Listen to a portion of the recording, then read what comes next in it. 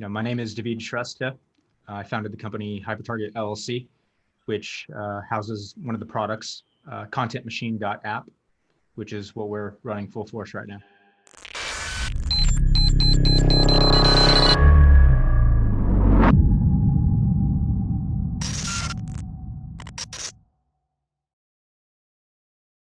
Hey, it's Kellen, and today I promise you want to take notes, and then after this interview, you want to go get the free trial if it's still available on this website. I have the founder, the creator of Content Machine App, Diveej, and if I say his last name real quick, Sistra, it's just because I don't want to mess it up like people mess up my name all the time. So I take that personal. But I have this young guy, you would think, hey, is this guy an actor? Or, what is he doing? No, he's actually creating a machine to get you on that level. He's going to say Gary V. And, guys know how we feel about Gary V over here, stable genius. So welcome to the show, brother. How are you doing today? Fantastic. I'm doing awesome.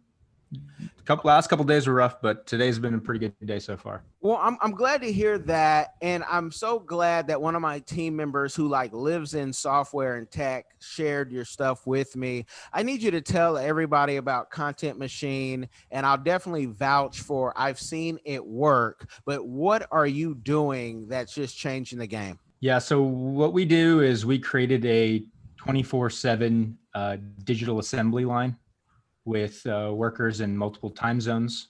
And these workers, what they do is their jobs is to listen to your clips, find the best moments, and then take those moments and chop it up into smaller pieces that put you across all the platforms that you want to be on. So you can think of it as taking your long form content and chopping it up into small bite-sized formats that Bob scrolling through social media can consume very easily. And he's talking for your Twitter, for your every platform, Twitter, Instagram, LinkedIn, LinkedIn. infographics, everything. We've seen similar things, but I think where yours changes the game is you're covering so much, putting out even more content, and your price point for agencies especially is where it needs to be, that they can, you can afford it. I don't want to say your specials because I really want people to kind of tune into your webinars and go through it. You do a great job of doing that and explaining it, and they can say, okay, this makes sense.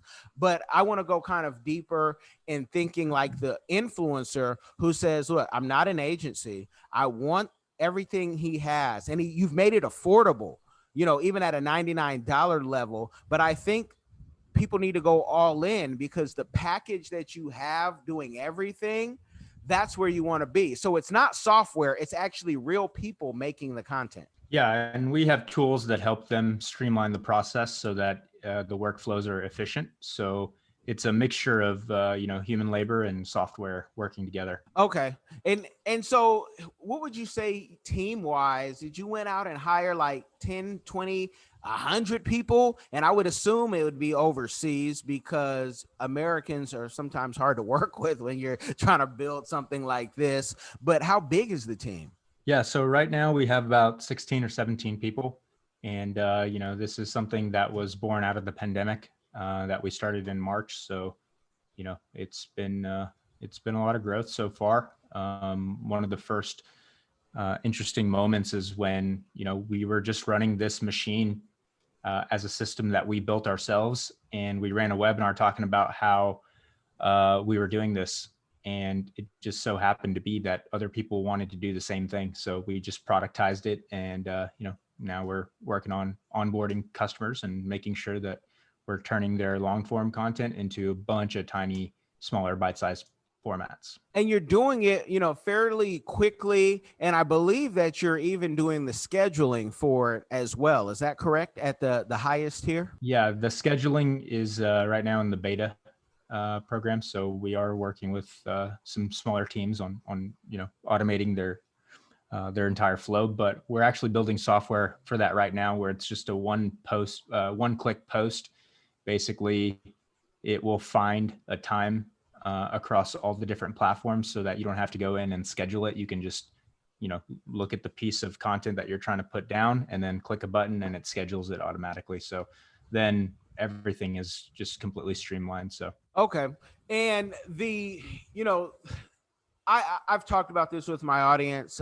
We're actually, trying out, I think we're in our second month or so, maybe longer, for a competition like $98 social.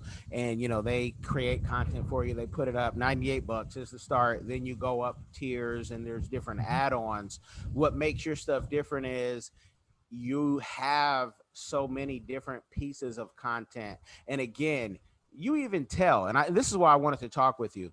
You even tell some of the stuff people could do for themselves to make this happen. I mean, folks could go on Fiverr, find a whole bunch of people to do all these things. And you're even saying the software, which I liked your transparency, because, us tech geeks who really like, oh, we could do that ourselves, but you're streamlining and we don't even have to kind of second guess. And for what I've seen, you guys do a good job at that.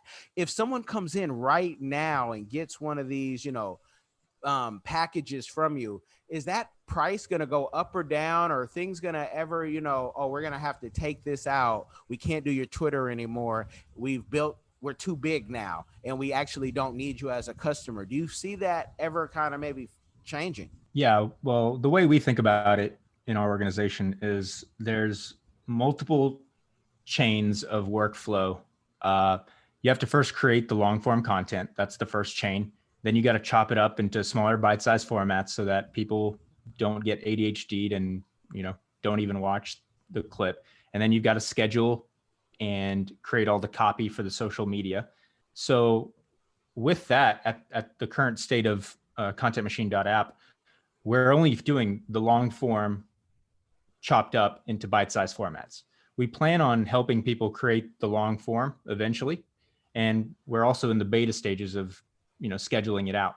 But in the future, we're going to have this entire process, something where, business owners, entrepreneurs, content creators can just plug in and create a full month's worth of content in about an hour. And that's awesome. And I'm thinking, companies, like I used to work with Synology, server company. We did CES and did all these things. And, they pay in their marketing department, their social media people, there'll be like one person for Facebook, or maybe you take two different social medias. You could literally replace those people with your company. Well, I don't know about replacing them. I would say that there's no easier way, in my opinion, to create micro content than what the system that we've built. Because, we designed it just so that people can take what they already have and then chop it up into all the different formats. Because, every single platform has a different format. They have a different way of saying the thing. Then, you have to focus on, making sure that your team's doing the right things, all the Q&A, and we just take care of all that. So the beauty of this process is that you upload it and you turn your head. And then the next thing you know, you have, all the micro content you need. So I don't know about replacing them potentially, but right now we serve a very specific purpose, and it's for people who have long form content and want to chop it up and get more attention using smaller formats. Okay, and just so the audience knows, he's giving his best Bill Gates modesty, because I see the future. Once the scheduling gets out of there and you master that, then you're going to tell people, look, we can also handle your ads and stop wasting money when we've already mastered the ad. So, give us maybe a budget or however you put that together. But with the scheduling, I don't need that person anymore. And so I can save money because I can go to a company that's going to take what we have from our video department, chop it up. We could have an intern literally make sure everything's going right weekly, right? And now you go in and you say, hey, we're going to run your Instagram ads if your budget's $50 or $500 a month. And now you don't have to worry about these things. I mean, you are the next episode of Black Mirror with what you're doing. Yeah,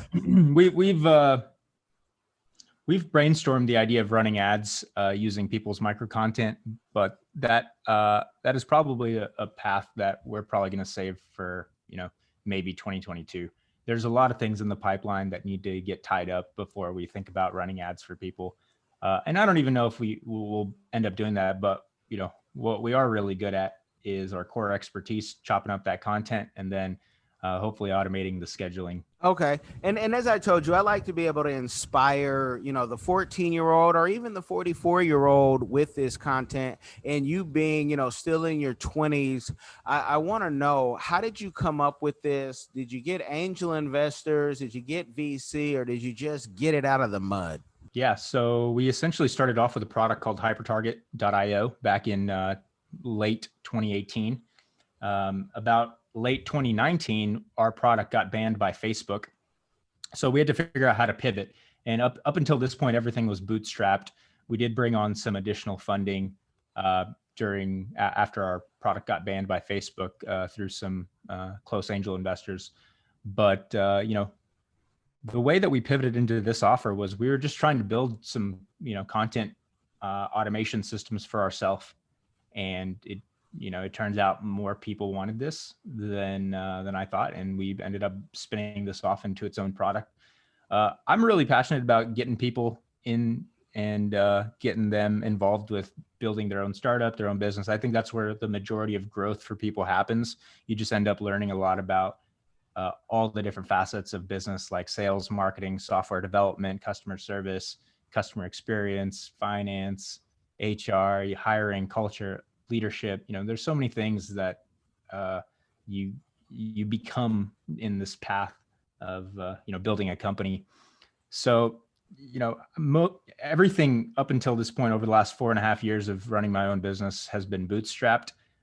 And it wasn't until very recently that we took on a little bit of funding. Okay. And you say a little bit, sounds like a guy who doesn't want to owe a lot of back to people and, be controlled, because that's what happens when the venture capitalists come and say, hey, we got this money for you.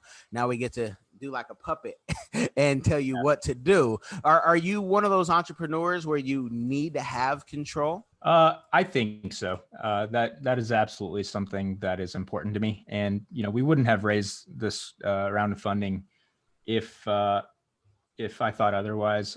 And, one of the most incredible things is that I didn't seek out this funding. They came to me. So, they're good friends of mine. I've known them for multiple years through a board, a mastermind organization called Board of Advisors.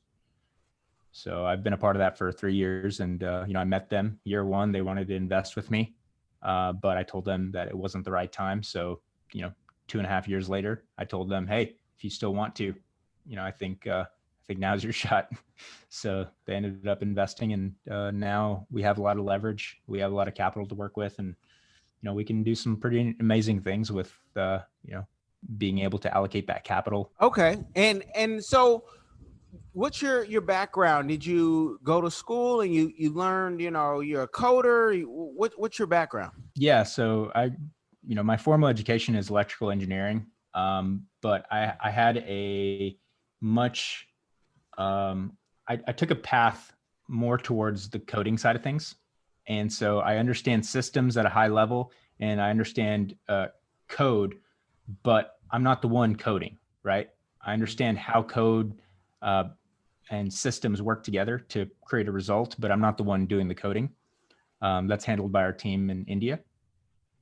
And so that allows me to focus on marketing funnels, sales, building the customer experience, understanding who our target market is, and understanding why they would use products that we build.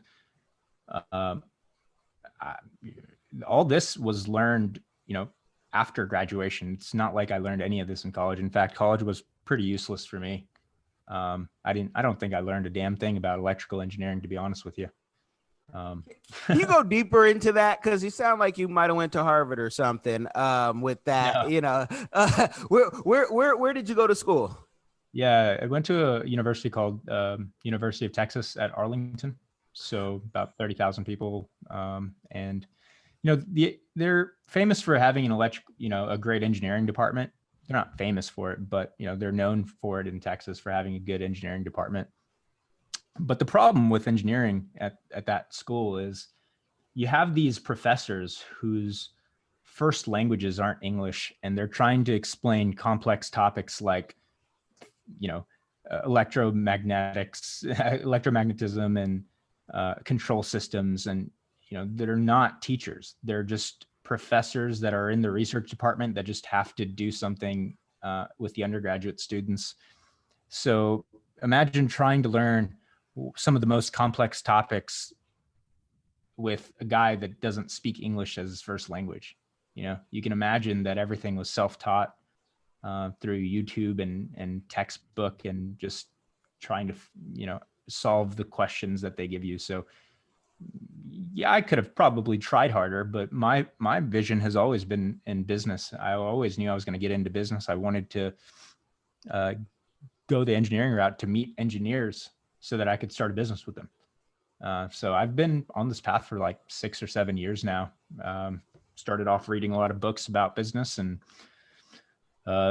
then really got started after I graduated college. Well, that same story that you have, and we definitely went to school at different times. I had the similar scenario, and I know others have, and you're like, hold on, I want to get this. And I love learning new languages. I've been to about 16 different countries. I at least can do, hello in all of them. And I know you being from Nepal, which we just confirmed, the hello that everybody knows from Nepal. I don't even want to say it because it's just, to me, so cliche, and give me something complicated. But, tell me something like I can go to Malawi and say Muli Bonji or something like that, but I want to make sure we put that out there, because people will say, I told you the foreigners were taking over. Well, okay, no, you were born in Nepal. And you had the same issue that I have. I was born in Okanda, that's Oakland, after you see Black Panther. And you had the same issue that you didn't learn what you wanted to do, but you went through it. And now people will look at you like, okay, you know what you're talking about. So you did what you had to do, so people will at least listen to you.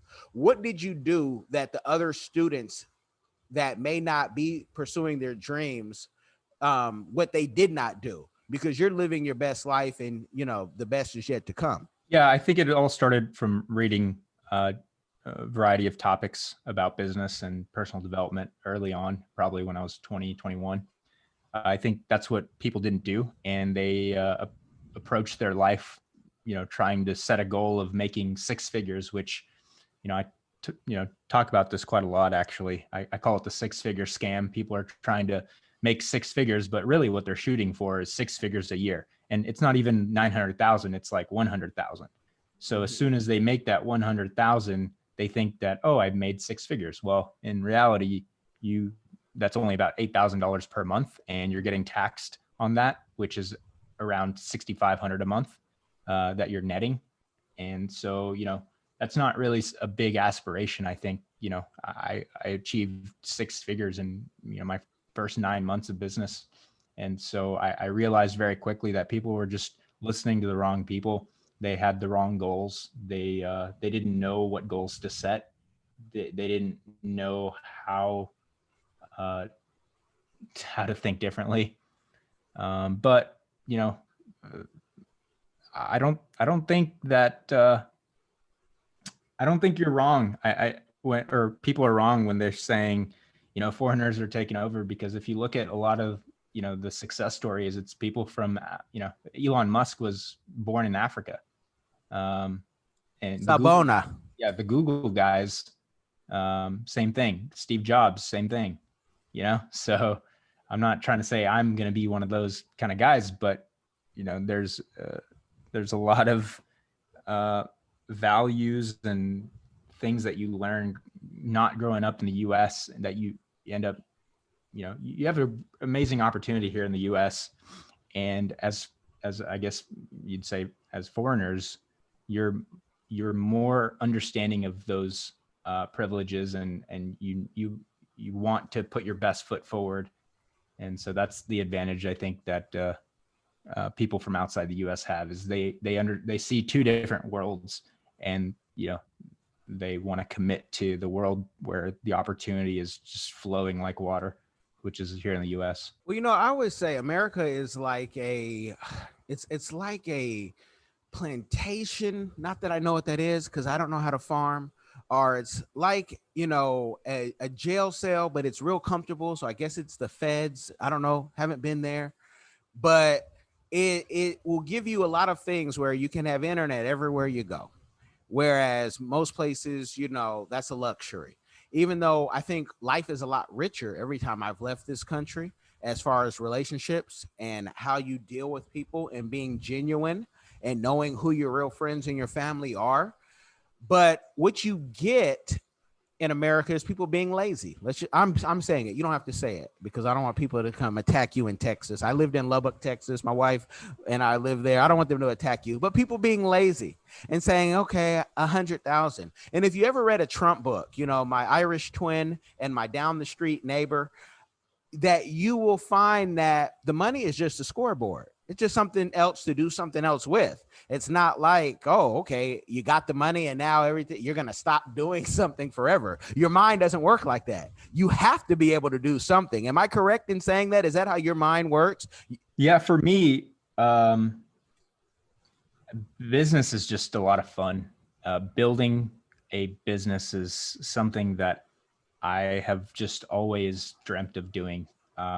So I don't know if it's my upbringing. I don't know if it's the stuff that I was reading. I think it started with an obsession with money. I think that's how it originally started. And I just saw business as being the mechanism of achieving, financial success. But along the way, I've basically figured out that there's nothing else that I want to be doing with my time. One of the goals I have is I want a company that I build to be acquired. I think that would be a really interesting thing. The business is the product that I'm trying to sell. So, that's kind of what I'm working on building, is something that someone else would want to purchase from me. Okay, so all my fellow members at Florida Funders, this is a tech play, and this is the goal that you want. And I could see, VCs would be happy on this, but I could see, Alphabet or, whomever saying, I want this. And I think you've figured out a strategy, to make it easier for us to sell to our people. How do you make that cost effective? Just like anything else, you come low and you keep adding and adding till everybody feels like they need to have it. The business being fun. Are you a serial entrepreneur at heart? I think so. But we'll see. I mean, this is still the first decade of my career. We'll see where the second decade takes me, and the third decade, and the fourth, and the fifth, and the sixth. So, I want to eventually be building something long-term that spans longer than a decade. I think, some of the biggest and best and,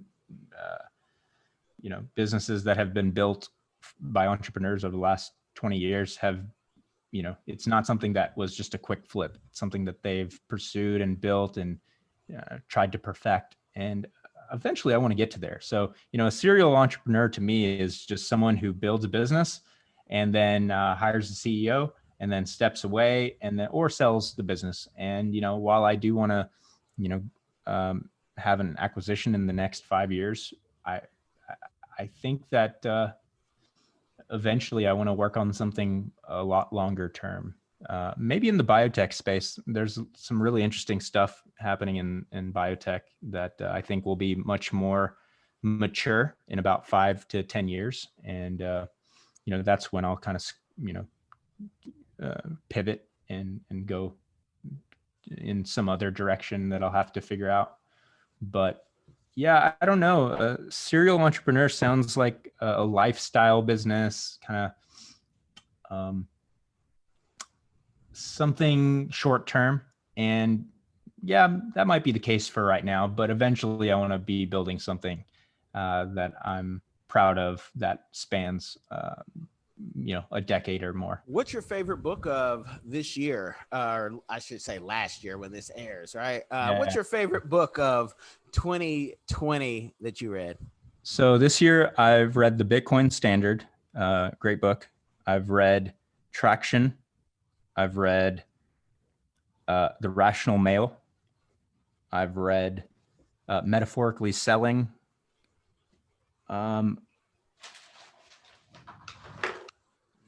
read This Book Will Teach You How to Write Better. .com Secrets. Right here. Extreme Revenue Growth. Startup Secrets to Growing Your Sales from 1 million to 25 million in Any Industry by Victor Cheng. Incredible book. Extreme Revenue Growth. I would definitely recommend this for people who have passed that 10K per month marker. It's just really insightful, I think. There's another book called High Output Management by Andy Grove. He's the founder of Intel. I started reading that. It was really good, but I didn't finish it.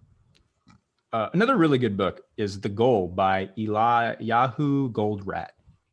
If you run a business that has a lot of moving parts, like manufacturing or heavy service-based businesses, I would definitely read The Goal by Eliyahu Goldratt or something. It's an amazing book. I would actually listen to the audiobook on that one, because it's a brilliant story talking about how a manufacturing plant has a bunch of bottlenecks and how they fixed it and how they thought about the problem. And it helps you become a better thinker operationally. It helps you become a better thinker operationally. Oh man, I just purchased it because you said that. It said get the audio book. It said just got it. Thank God for Audible. That's The Goal? Yeah. Nice. It's a great one. Yeah. I just got it off your recommendation, so thank you. Yeah, no worries. Yeah, I try to go through a book a week. Miles Monroe, may he rest in peace, had taught us that. He said, what would you know more than anybody else if you read a book a week? And so, my wife does like 2 books a week, but she's superwoman. So it's all good. What, for the influencer who's out there who's saying, look, I'm just starting. I want to do this. I want everything. Do you ever see, if I start now at the lower level, do you see the prices going up, or do you see kind of like the McDonald's method of where, we want to just serve 1 billion soul, so we'll get even more software and prices may go down and I should just wait? Because one thing you don't want influencers to do is get software, think that you're going to change their whole life. They're going to be the next Gary Vee, and all this content, it doesn't, move the needle, because they have to understand the difference between putting out content and it getting revenue and that ROI. So what would you say to those influencers, who are kind of on the fence and like, I want to do it, but I want everything eventually? I'm not too sure where our pricing is going to go, because I think as we start, integrating the different chains of workflow for content creators, where they produce the long form, they chop it up, and then they distribute it. As we integrate all 3 of those chains together, there's going to be more value, but there's also going to be more automation. So it just depends on, a few different tests that we'll probably end up running, whether or not we increase prices or not, because you can't just set an arbitrary price. You have to just test a bunch of different things. I'm not sure, man. I think that if anyone is creating content and sees content as a long-term play for getting the success that they need or that they want, then, you're going to have to figure out a way, whether it be hiring your own contractors, which might be unreliable, or, doing it yourself, which is time consuming and not scalable, or working with us to do that. I think we're the clear choice there. We're the cheapest, we're the fastest, we're the smartest choice there. And you're going to have to chop it up, because, people aren't going to commit. People who have just now heard about you aren't going to commit to a 40-minute, 50-minute episode. But they might commit to a 30, 60, 90-second episode if it shows up on their social media. And someone's got to do that work. You can't just hope and pray that people are going to find your stuff. It's got to be distributed in an intelligent way. And the way that you do that on social media is you make it bite-sized so that people can consume it, while they're wasting time on the couch. No, definitely, definitely. And again, if you go through one of the Content Machine webinars, people, and you have the founder, and I, maybe one day you put that as a webinar, maybe it's a course, but you really go through what you'll have to do to get on that level. It is a steal of a deal, and I really see and want to see the growth for my clients, especially because they're growing, and we're hiring more people for different people, and we need to use automation. I don't, that's why I love the book, The Future is Faster Than You Think, because it tells you everything. Or people like, you've made that up. And it's like, no, it's already here. I'm not a unicorn. I'm just somebody who's extremely nosy, who loves to work. And like yourself, I like the business. I make a terrible employee. I have ideas. If you have ideas as an employee, you're probably, we'll do that later. And I've been in some of, the best boardrooms, and it's like, the people at the top, they don't get it. So you have to prove yourself and what this new world looks like to them. With all the success that you've had and that you're going to have in the future, and believe me, you're going to have success in the future. What is a community give back that you are doing or that you plan on doing? Yeah, I think I just have to keep trying to educate people on the current system and box that they've been put in, and get them to take more risks before they decide to have a family. Because when you have a family, you have people to look after, and you need something more stable.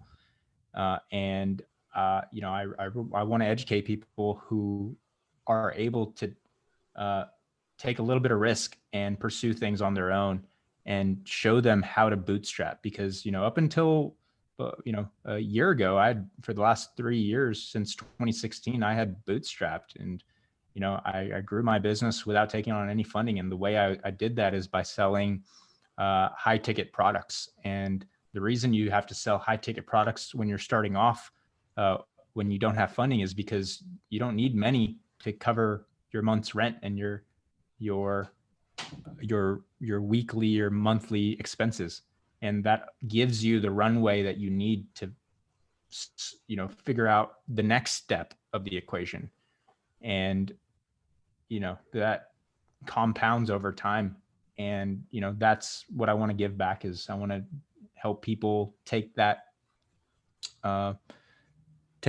first step into saying, hey, I want to start my own business, and I don't want to run out of money in my savings account while I do that. So that's I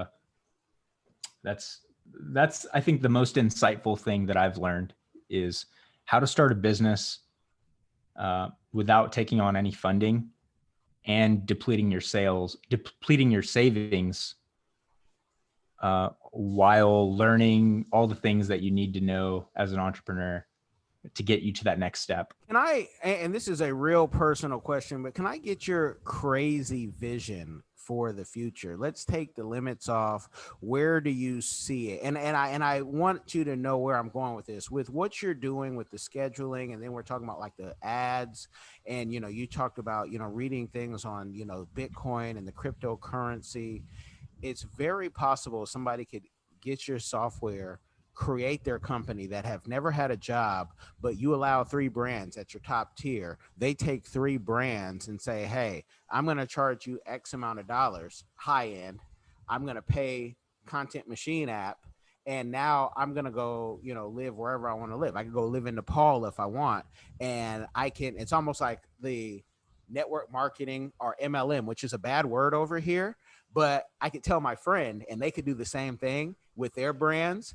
And so I want to get what's your crazy vision for the future?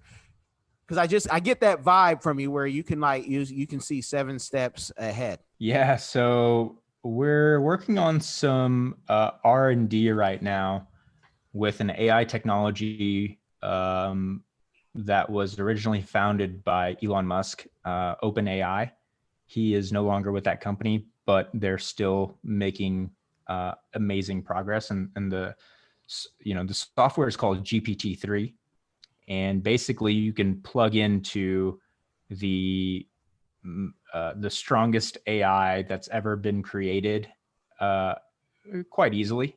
And we're working on, we're in their beta testing round right now, and we're working on helping, content creators, influencers, create a digital version of themselves using the content that they've already created, which then could allow the content creator or influencer to basically post on their behalf with things that they would say themselves, and it be very authentic to them. So the AI would be trained on all the content that gets pushed into this, let's just imagine it's a Kellen Coleman AI, and all the content that you've ever created with your own thoughts, feelings, experiences gets trained on this digital version of you. And that digital version of you basically becomes your machine to scale across all the social platforms. So I don't know if it's going to work or not. It's a beta testing thing that we're doing. It's very theoretical. I pretty much set aside $5,000 just to, mess around with this platform and see if it has any legs. It's very theoretical. So this is something that I'm just going to, focus 10% of my time on and figure out if it has any legs. But regardless, the GPT-3 technology is incredible. It's amazing that I can just plug into the strongest AI that's ever been released and try to build stuff with it. So yeah, that's something really, visionary that I think that I'm working on. Of course, Bitcoin, I think, is going to be the world reserve currency. I think biotech is going to take off in the next decade with a lot of, superpower like capabilities, like restoring your vision, restoring hearing, solving dementia and Alzheimer's and all that good stuff. I also think that UBI is going to have to get passed sooner or later in the next 20 years. I don't know. These are just some thoughts that I have. No, and it's good. It's good to have those, to let people know. I mean, again, future is faster than you think. Talks about how Tony Robbins and others are being cloned almost, for the AI so they can, talk. My thing with that is, which version of the person do you get? And when does the AI get so good to find out not the person you put out to the public, but who you really are? And when that person really, starts saying things that are off color, which we all say things that folks would be offended by. I have investment in Africa. I will be in Africa by then, where they can't extradite or cancel me. Everything will be good. So I'm not worried for myself, but for everybody else who is in the West and your AI say something off color joke. I'm a, comedian. I'm a funny guy. And people were like, hey, you offended me. And now it wasn't me, it was my AI. Well, you thought it. And so again, Black Mirror, we're giving you content all day. Feel free to reach out to us. We'll sit for a weekend. We'll write some stuff out. You can pick our crazy brains and, we'll go. No, I love that you shared that with the audience, and I don't want to give them too much because I want folks to go do their research, go look at the books that were mentioned, and definitely go check out your webinars, where I think personally it's good enough for you just to run those. And if people have further questions, they can come. But I mean, you're doing exactly what you're supposed to be doing. VCs are going to be running after you. I know South by Southwest, you'll be on some stages when everything clears out, and possibly CES, which I love CES, but please stay tuned, people. And if they do have any other questions, that if there's something I didn't tap into, what is the best way for them to ask that, to get that answered? Yeah, the best way is to reach out to me on Twitter at Diveej3. So it's Diveej 3. And you can tweet at me and I'll most definitely respond. Send me a message and I'll most definitely respond, or just email me at Diveej@ContentMachine.App. Awesome. Well, you guys have gotten the game. Make sure you like, share, subscribe wherever you are watching or listening, and we appreciate Appreciate all. You have gotten the game. Game over.